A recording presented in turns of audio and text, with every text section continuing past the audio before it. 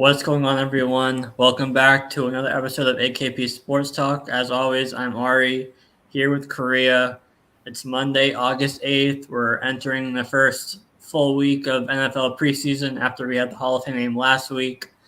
How are you doing today, Korea? Look, I'm doing amazing. It's kind of crazy.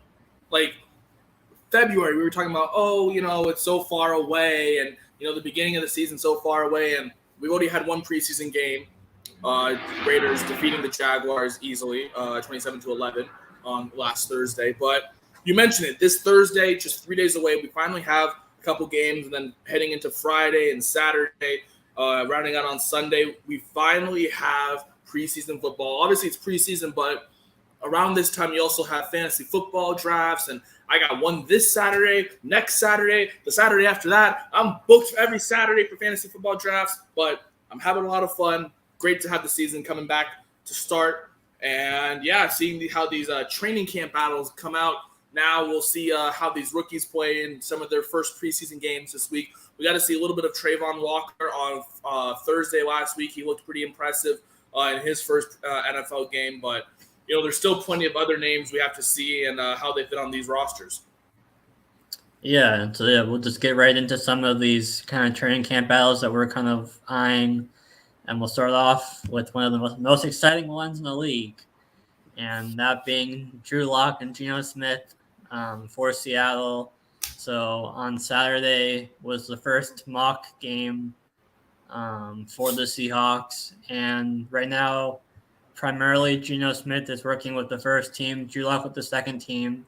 They're both kind of getting some work with the ones, as far as I'm aware, in training camp, but in the mock game, it was primarily Geno Smith got the first 2, maybe 3 drives, I want to say, and then Lock got some action after that. And so Lock was 19-26 passing. He had 4 drives with the second team against the first team defense. And then he had 1 drive with the first team offense against the second team defense.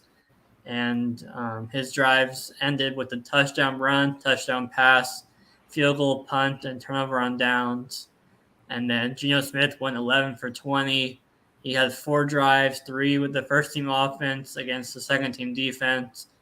And his 4 drives ended with a touchdown run, a field goal, and then a couple of punts. And so Drew Lock had the more impressive performance in the first mock game. But of course, it's just one game.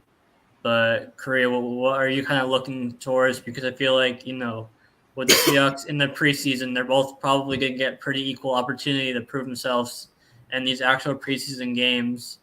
So I guess maybe what are you looking towards in this first preseason game coming up on Saturday, I believe, against the Steelers, and then, heading into the other couple of preseason games? Yeah, for the Seahawks quarterback battle, a lot of people after the Russell Wilson trade kind of just presumed that Drew Lock was just going to be the one-year starter. The transition QB as Seattle looks for a QB, in the 2023 NFL draft. But, Geno's been making some head turns right now, and I'm not going to say that Geno Smith is bad. I just would rather have Drew Lock because we already have Noah Fant who's on an offense. Drew Lock and Noah Fant already have an established connection.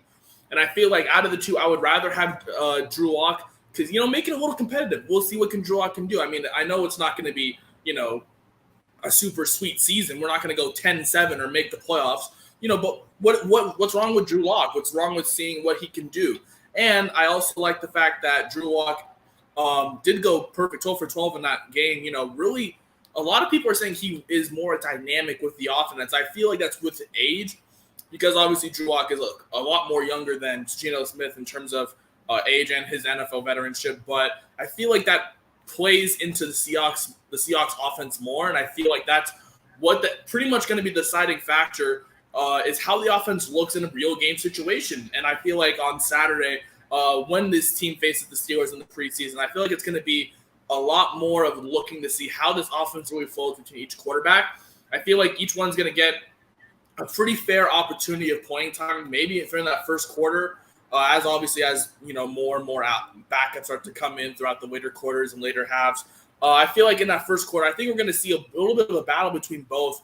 And I would really like to see how Geno Smith really takes command of this offense, because obviously now he's been kind of thrusted into that number one role right now. But the way Drew Lock is playing, he's playing like he wants it a little more. And I think that maybe just because of age, but also I feel like he is more dynamic on his ability to scramble out the pocket. The only thing that has really plagued Drew Lock's career is just his accuracy and how inconsistent he is. But I feel like, the way he's playing right now, obviously it's training camp, and we'll take it with a grain of salt. But if he's going 12 for 12 in a preseason simulated game, I feel like that's kind of a sign that, maybe he's actually becoming more consistent in his throwing ability.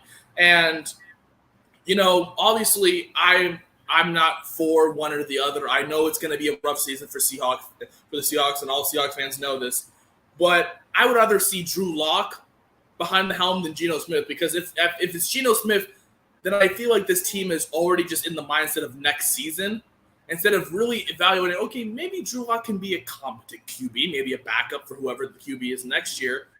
But at the same time, like, if Geno Smith is really looking like how Geno Smith was throughout like that little bit of time that Russell Wilson was out last season, then maybe I'm not going to give up all of that hope, because it was very close games where obviously, we remember that Steelers game where he came in, only lost by 3 in overtime. Then that Saints game the next week, very close game. He played decently. I'm not going to say he played great. I'm not going to say he played horrible. He played decently enough to manage situations. But I feel like Drew Lock is the better quarterback out of the two. So it's kind of more pick your poison, in my opinion. I'm not going to say Drew Lock should be the quarterback. I'm not going to say Geno should be the quarterback. As a Seahawks fan, I just want to see what happens on Saturday and see what actually is the offense that we're going to run now, and see how it flows with no Russell Wilson, because this is the first year we're going to have no Russell Wilson behind the helm. So I want to see how this offense will flow now that we don't have the mobile quarterback that Russell Wilson is. So I'm looking for, just first couple drives, just to see how that offense flows. Is it run? Obviously, it's going to be a little run dependent if it's Geno Smith, just because he can't really scramble out the pocket. And with a rookie offensive line, or not as established, I feel like, he's not going to have that much time in the pocket throughout the regular season. But at the same time, if what we are hearing about Drew Lock is true, then let him be the starter, please. But, we'll just have to see on Saturday. And as we get through the rest of the preseason, we'll just see how this team looks. But like, I'm still assuming that Drew Lock is going to be the week 1 starter. I would rather see Drew Lock face his former team week 1 than Geno Smith play the Broncos for no reason, just because Russell Wilson's coming back to Seattle. So, well, personally, that's me. But, at the end of the day, it's anyone's bet on who's going to be the starter. So, we got to just take everything right now with a grain of salt. Yeah, I'm kind of in a similar mindset where, like, Geno was, decent enough in his few starts last year, and obviously then he was kind of thrown into the fire, whereas now he has a whole offseason to kind of earn the starting job. But I'm kind of in a similar mindset where with Geno, you kind of know what you're going to get at this point. With Locke, obviously he's not been good in Denver, but there's still that ceiling with his youth of, entering a new team, new coaches, new system, that he still has that ceiling that we kind of know, Geno doesn't have at this point in his career. But yeah, I'm kind of in a similar mindset where, like, I kind of want Locke to be the week 1 starter right now, but I'm open enough to where if Geno is out playing him in training camp and preseason, that Geno should get the job. And I think no matter who is the week 1 starter, they'll both be on a short leash in terms of, a couple of mistakes early, and the other quarterback will get an opportunity, sooner rather than later. And so, you mentioned the games that Geno started the last year, and they were pretty much in, all of them that he started, albeit it was a small sample size, obviously. But, there's pros and cons to both of them, as the week 1 starter. And like I said before, I think they're both going to get a pretty equal opportunity, an equal share to kind of prove themselves.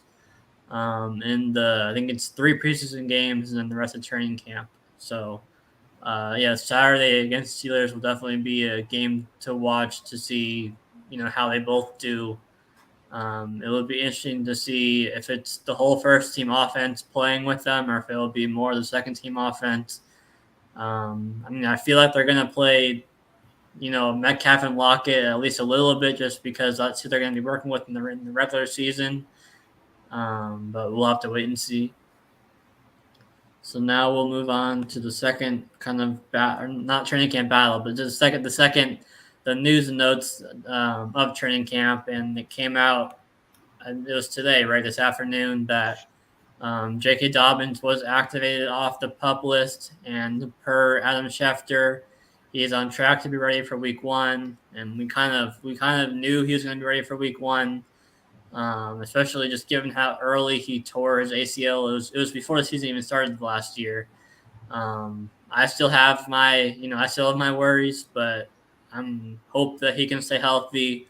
And then on the other side with Gus Edwards, he's a little bit behind Dobbins in his recovery.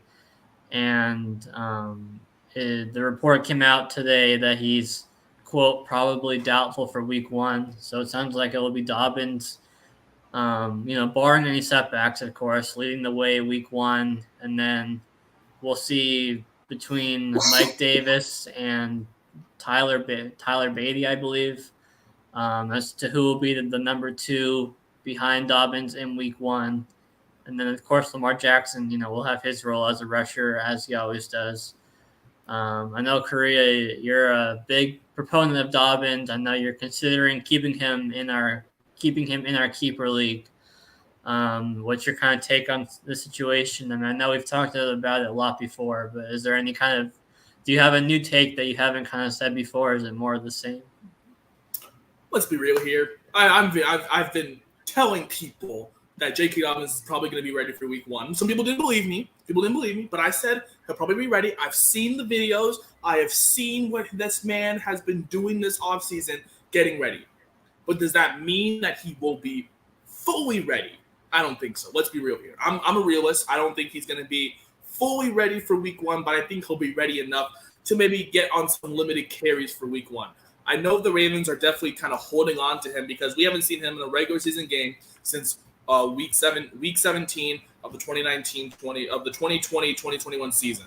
It's been a very long time since we've seen J.K. Dobbins, and that also plagues on, okay, well, how different is he going to be as a runner from back then to now?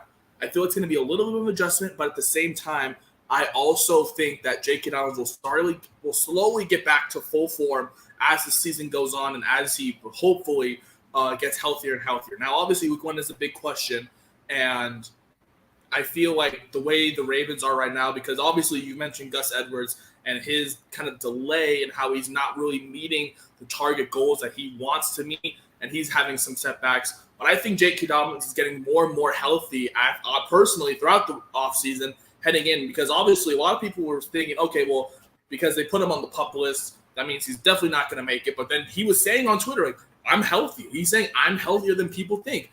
And that's what the trainers and that's what the staff believe. But the Ravens obviously just want to hold him, and I definitely see that. But at the same time, it's not a huge concern for me because I knew that he was probably going to be questionable for Week 1 as the season got a lot closer. And here we are today. He's officially activated off the PUP list, but that doesn't mean he's going to be practicing full contact tomorrow. They're going to ease him into it. But at the same time, it's a great sign to see J.K. Dobbins really meeting and exceeding those setbacks that a lot of people previously had for him, and now meeting that expectation to probably play Week 1 against the Jets. So honestly, right now, this is great for J.K. Dobbins owners, who have the future stock in mind, because he's going to be probably getting a lot more healthy. And the way he looks right now, he looks like he's getting a lot better and better as his offseason continues. And yes, it's concerning because he's coming off an ACL tear along with some other knee damage that was later found out around that injury. That was literally a year ago almost to this point. But here we are. We're at the same point as we were last year. J.K. Dobbins, he's probably going to be the lead back. He definitely will be the lead back for this Ravens organization besides Lamar Jackson. But at the same time, it's a great sign to see. But obviously there's still a lot of hesitation because we haven't seen J.K. Dobbins play a single game since the end of the 2021 season. And That's fair and all, but at the same time, we need to really see how he is in order to, because yes, we saw 1 or 2 preseason games and then he tore his ACL. So obviously, there's still some concern about his fantasy stock value and how he will produce this year. But right now, it's a great sign that he's exceeding all these setbacks and how he was probably not even supposed to be like playing week 1, and now it's looked like he's probably going to be playing and starting week 1 as the lead back for this Ravens team. So that's great for the Ravens. It's also a great sign to see for J.K. Dobbin fantasy owners, meeting those expectations and exceeding them to try to get back to week 1 so he can be with that Ravens organization once again. Yeah, no doubt. It'll be interesting to see if he plays in any of the preseason games. I assume he won't, but I assume that they're going to reserve that more for, kind of a battle between Mike Davis and Tyler Beatty for the number 2 back, behind Dobbins until Edwards is healthy. But, I mean, we know Baltimore likes to run the ball so much to where they want to use 2, 3, sometimes even 4 running backs. So we could see, both Mike Davis and Beatty. I'm not sure if it's Batty or Beatty. I think it's Beatty. We could see them both have, a pretty prominent role in week 1 behind Dobbins, or maybe even a bigger role in week 1 if they're going to want to limit Dobbins, a tad bit as he kind of eases his way back into actual, game action, because of course it's great to see all these offseason videos and training and all that, but it's, a different grind and all that when you're actually in an actual game setting. So, all of that will be worth kind of continuing to monitor, throughout the rest of this month and into September. So now we will go into the next report which is not really, surprising or anything, but another report of Javonte Williams and Melvin Gordon expecting to share the backfield. Last year we basically saw pretty close to a 50-50 split between the two for pretty much like 90% of last season. There's the 1 week Melvin Gordon missed. I think it was due to COVID. I believe it might have been an injury, where Javonte shined, in the role, on his own, and then they re-signed Melvin Gordon this offseason. He's going to have a role. I'm still pretty bullish on Javonte, from a fantasy perspective. We saw Javonte was the RB17 last season, despite pretty much all but 1 week, splitting the backfield 50-50 with Melvin Gordon. Nathaniel Hackett has talked about wanting to run a more fast-paced offense this year in Denver, and I think that kind of favors Javonte and his youth a little bit more than Melvin Gordon. I still think Melvin Gordon's going to have a role. He's going to have fantasy value in this offense. That's probably going to, live in the red zone quite often, with Russell Wilson leading the way. But, I mean, I think even if Javonte has, say, even a 60-40 split in his favor, I think that's enough in this offense for him to offer top 12 upside. So, I mean, I like both Javonte and Melvin Gordon this year, but, all these reports of a shared backfield isn't anything new. Like, we expected them both to have a role, I think. And so I think they could both have a role, and it could still be a slight favor in Javonte's way of, like I said, 60-40, let's just say. And even that's enough because, I mean, if you look at the leaders in snaps, the last year and in the recent years with more backfields moving to a committee approach, there's not many running backs that have even like a 70%, snap share in their favor. And so 60% would still be pretty favorable for Javonte, in his fantasy upside and value. Correa, what's your kind of take on this Denver backfield this season, both from a real life standpoint and fantasy perspective? Yeah, I mean, when you look at Javonte Williams and Melvin Gordon, we saw how they really split last year. It was kind of led a little bit sometimes by Melvin Gordon, but we saw that 1 week where Melvin Gordon was out and Javonte Williams just shined. I feel like that's the reason why he's been kind of RB17 last year, just because of his ability to break tackles, his ability to run, obviously out of North Carolina, very young back, and I feel like that's kind of prominent as to why he has that lead back role right now. And yes, I've seen reports that it's like 70-30 as high as that. I've seen as low as like 54-46 for that duo in Denver. But I mean, at the same time, I'm not going to be too concerned about Javonte Williams' status as a running back. I feel like he's still going to be an RB1 potentially this year in that talk, just with the amount of upside he really has with that offense. And you mentioned now that offense is more turning into a run-heavy approach. So that definitely adds to the fact that this definitely could be a breakout Javonte Williams season. And I definitely agree with you there. The one thing, obviously, Melvin Gordon, yes, he will have a role, but I feel like his role is going to be a lot more in the passing game potentially, or maybe, one of them goes down with an injury. I feel like this situation is very similar to on the same team, the Jerry Jeudy and Cortland Sutton discussion. I feel like this is very similar to that because, yes, Javonte Williams is probably going to be the lead back, but maybe Melvin Gordon is the lead back one week because Javonte Williams is out, and vice versa. I feel like it definitely happened with Jerry Jeudy and Cortland Sutton. I feel like that's pretty much a mirror image of what Javonte Williams and Melvin Gordon are going to do. Obviously, I feel like Melvin Gordon is going to be, the backup to Javonte Williams in terms of, just fantasy value and how Williams is probably going to be a two-down back and then maybe involving Melvin Gordon in the pass or, something like that, switching it up the offense. But I'm not too concerned for either's value. I like both of them as well. Now with a better quarterback behind the helm, they have a better offensive line, same weapons alongside, Tim Patrick, who was down with an ACL tear for the rest of the year. But still, you still have two great solid options in the passing game. And then you have Melvin Gordon, who's a kind of a third option in the passing game, along with Javonte Williams, who has breakaway speed and breakaway ability to not be tackled pretty much. I mean, just look at his highlights last season. He broke so many tackles. It's ridiculous. So I'm not concerned about either one's fantasy value or any of that nature. Honestly, it's kind of a best case scenario now for both of them. I feel like both of their fantasy values are going to take a little bit of an increase just because of how they have a better quarterback and they're in a very run-heavy situation to where it benefits them. But it will definitely benefit Javonte Williams a little more just because I feel like he's going to be that lead back. But that's not going to discredit Melvin Gordon's fantasy value. I still think he definitely has some value to the table as potentially a flex in case, a last-minute flex or something like that. But I'm not concerned about either one's fantasy value because of the share. But right now, it definitely would say Javonte Williams is probably going to be leading this Broncos backfield heading into the season.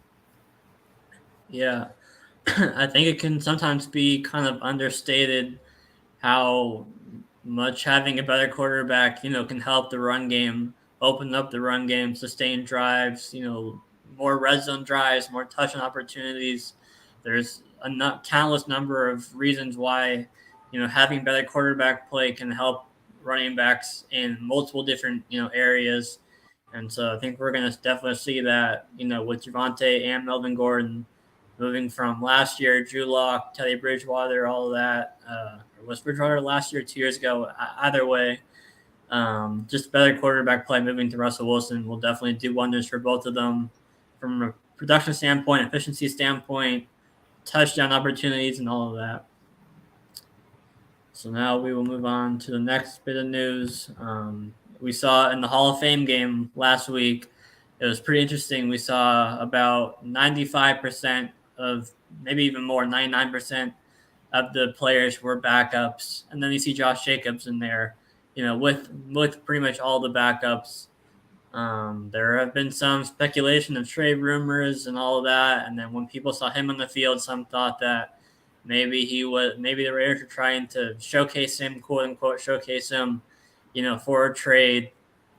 We saw them bring in Zamir White in the NFL draft. They still have Kenyon Drake.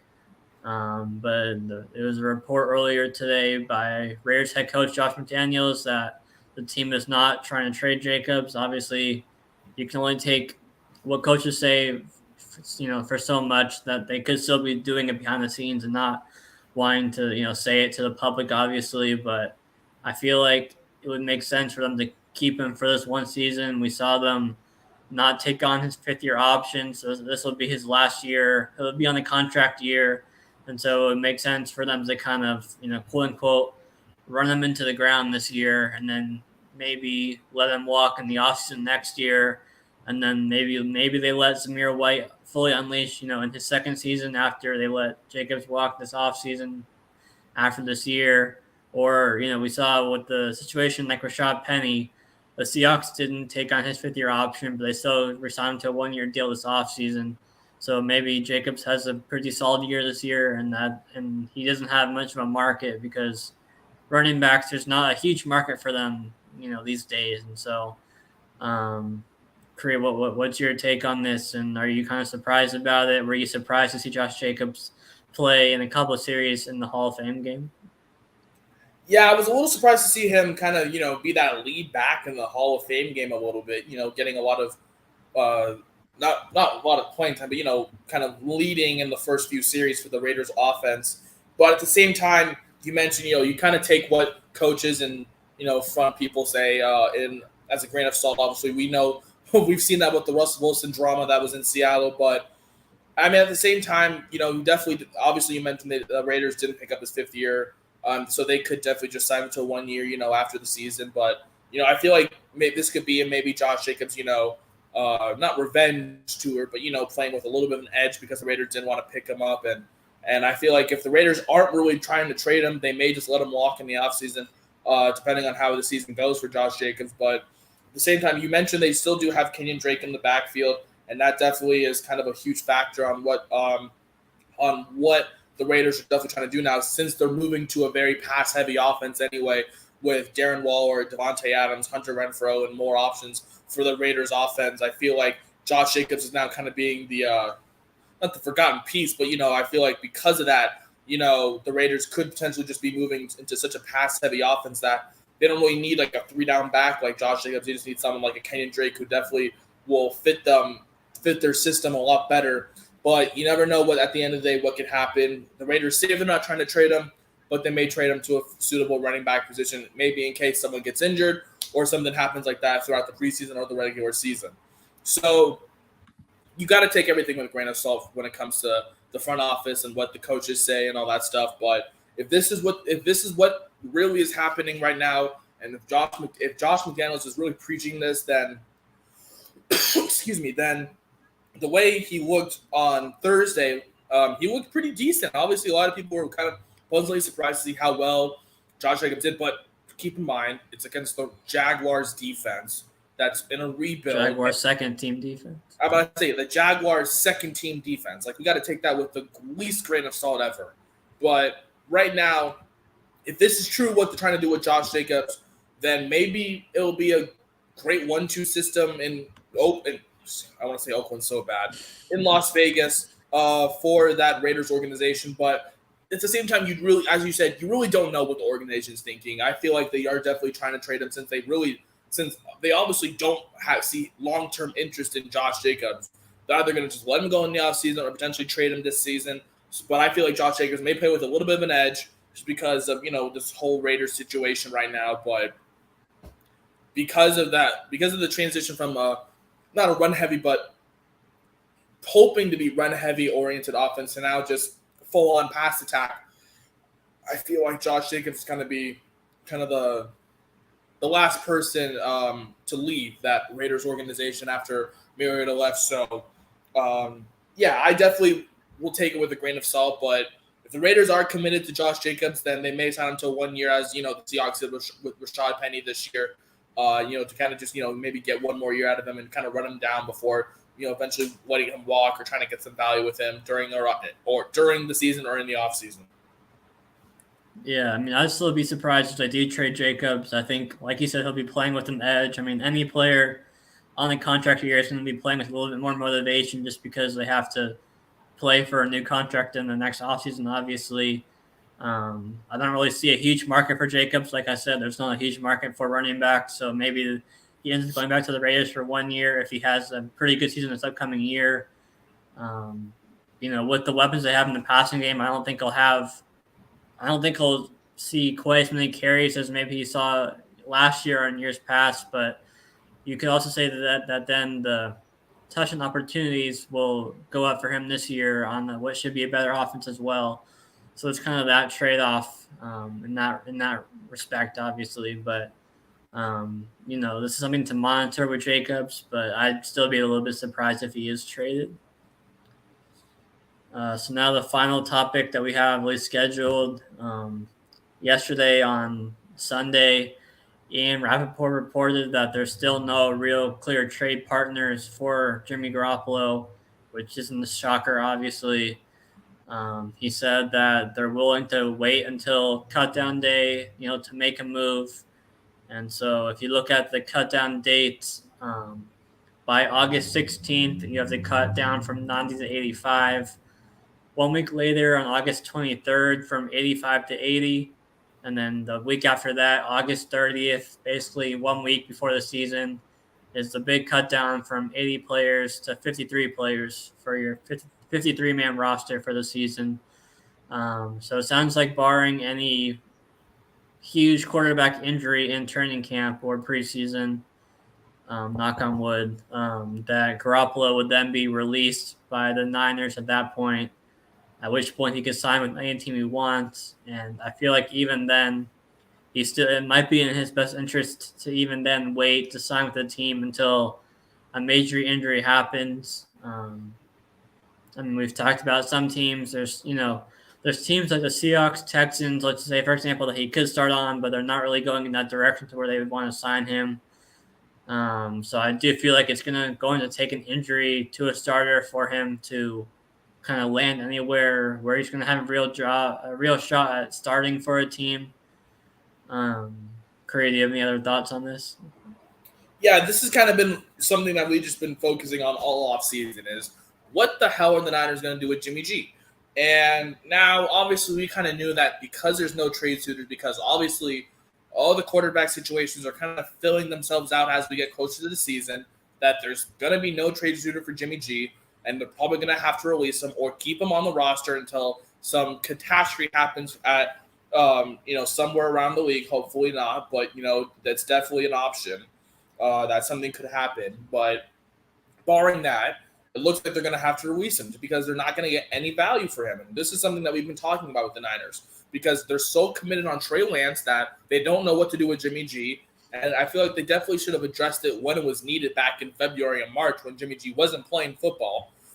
Excuse me. I feel like they should have addressed this situation back then instead of figuring it out now. And now they're in a situation they're just going to lose so much money off of this Jimmy Garoppolo contract. They're just going to have to release him, and he'll probably end up somewhere, maybe on a veteran's minimum contract on a last-second deal because some quarterback got injured during the regular season, God forbid, or the preseason, God forbid.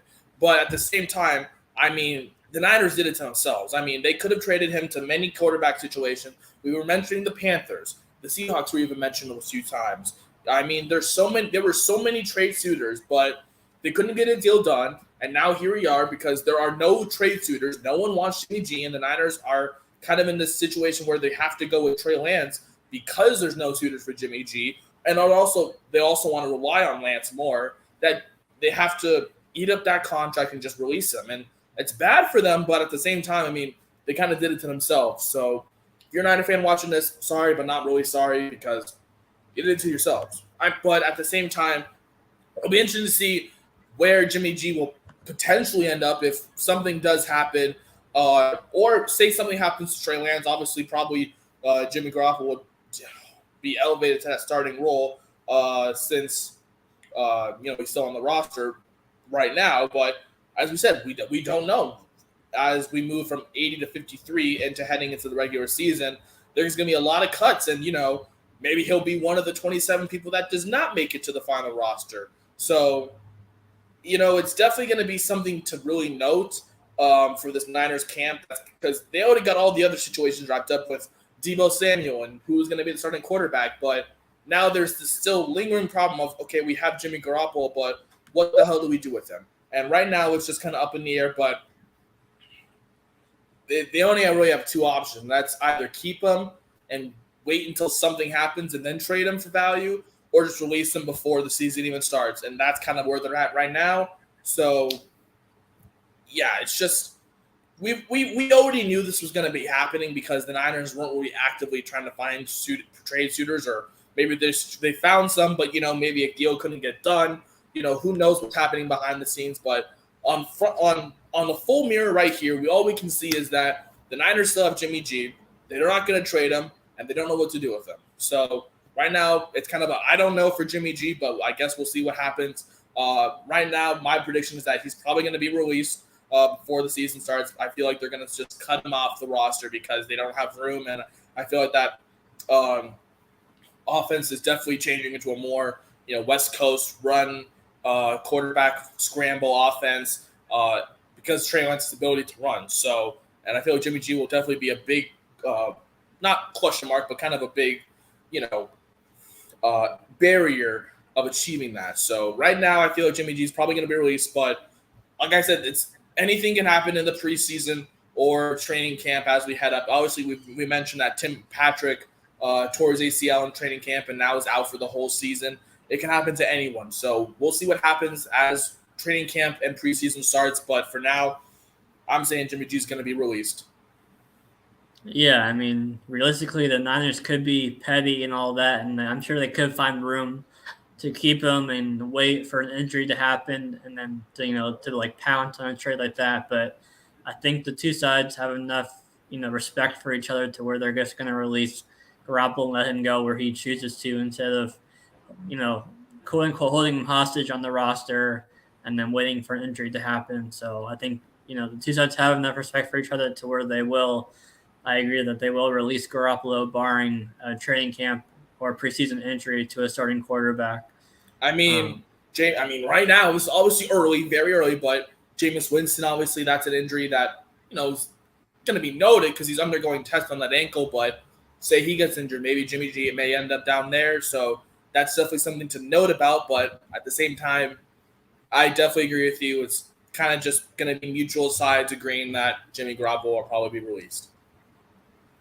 Yeah, I mean, I heard the note that Winston got hurt. I've heard that it's not serious, but who knows? Maybe if he comes back too soon and injures it again, then maybe it becomes more serious. So yeah, definitely something to keep an eye on. I think that was all we had for today, Corey, unless there's anything else you wanted to go over.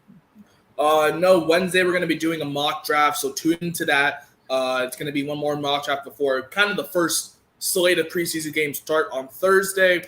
So watch out for that. And don't forget, just like, comment, subscribe. Thanks for all the support. And we'll be doing a lot more fantasy football content now since we're pretty much just kind of in the final gears of getting ready for the regular season. We're literally 1 month away today, the start of the regular season. So it's really just right around the corner now. And we're just heading into the final stretch, heading into the regular season. And we just want to give you guys the best fantasy football advice, tell you who and who not to draft and all that stuff. So we want to thank you all for the support, but we will see you guys on Wednesday. Are you got anything else to say? No, yeah, that was all. Thank you guys again for tuning in and listening, and we will catch you all on Wednesday.